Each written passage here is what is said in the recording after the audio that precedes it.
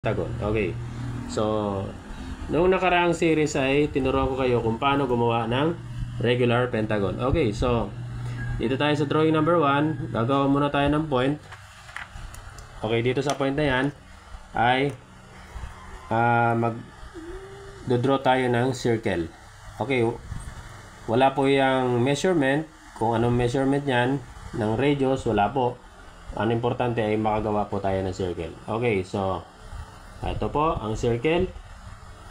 Okay. So, andyan. Nakikita nyo pa ba? Circle. Ayan.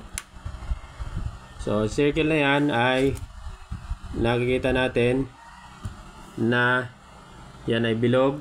Tapos, gagawa tayo ngayon ng isang pentagon. Okay. Regular pentagon. Okay. So, gawa tayo ng radius. Okay.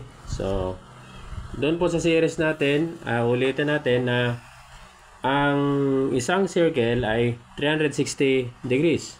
So, since 5 sides ang ito-draw natin, so 360 divided by 5.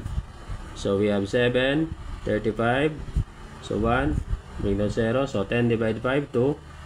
2 times 5, 10, 0. Okay. So, 72 degrees each. So, gagawa na po tayo ng 7